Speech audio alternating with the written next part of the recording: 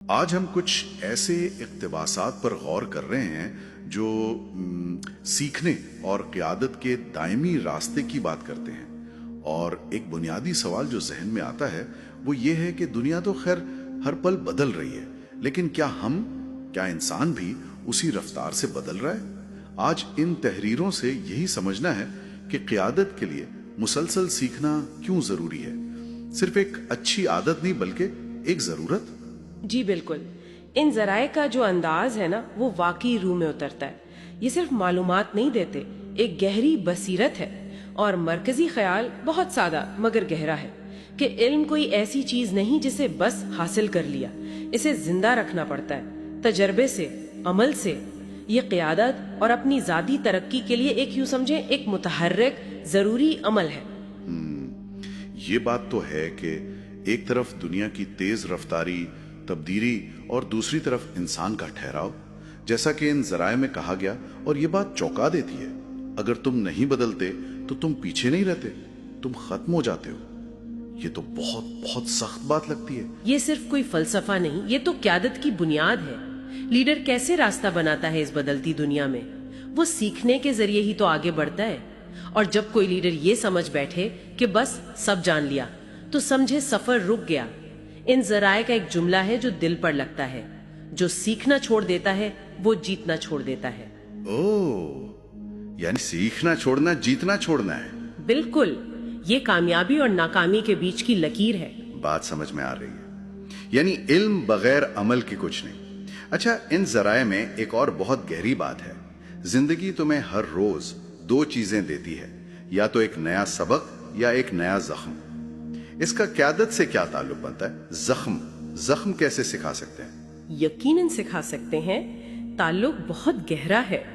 زندگی کے چیلنجز، جنہیں یہاں زخم کہا گیا، اور مواقع یعنی سبق، یہ دونوں ہی سیکھنے کے اہم ذریعے ہیں. اکثر ہم زخموں سے، مشکلات سے گھبرا جاتے ہیں. ہاں، رک جاتے ہیں. جی، لیکن اصل لیڈر وہ ہے جو زخم کو بھی سبق بنا لے، جو مشکل میں بھی سیکھنے کا موقع تلاش کرے. وہ سمجھتا ہے کہ ناکامی بھی ایک استاد ہے. اصل طاقت وہ کیا کہتے ہیں، عہدے میں نہیں ہوتی. اچھا، تو پھر کہاں ہوتی ہے؟ اس کی سوچ میں ہوتی ہے. اور سوچ کیسے تازہ رہتی ہے؟ جیسا ان ذرائع میں ہے، سوچ تبھی تازہ رہتی ہے جب وہ علم کی آگ میں جلتی رہتی ہے. علم وہ آگ ہے، وہ روشنی ہے. اور اسی لیے غرور، تکبر یہ علم کے راستے کی سب سے بڑی رکاوٹ ہے. کیونکہ مغرور سمجھتا ہے اسے سب پتہ ہے. بالکل. وہ سیکھنے کا دروازہ خود پر بند کر لیتا ہے، جبکہ عاجزی، سادگی، یہ احساس کہ مجھے ابھی بہت کچھ سیکھنا ہے، یہ نئے دروازے کھولتا ہے. تاریخ کو دیکھیں تو یہ بات واضح ہے. انبیاء کرام ہوں، بڑے بڑے فلسفی، مفکر، سب میں ایک بات مشترک تھی: وہ آخری سانس تک سیکھتے رہے، طالب علم رہے. تو آج کے دور میں جو لوگ قیادت کرنا چاہتے ہیں ان کے لیے اس میں کیا پیغام ہے؟ پیغام بہت واضح ہے اور بہت طاقتور بھی. قیادت کوئی منزل نہیں ہے جس پر پہنچ کر رک جائیں. یہ تو خود ایک سفر ہے، مسلسل سیکھنے کا سفر، بہتر ہونے کا سفر. ان ذرائع کی اصل روح یہی ہے کہ اپنے عہدے سے زیادہ اپنے ذہن کو بڑا کریں، اپنی سوچ کو گہرا کریں.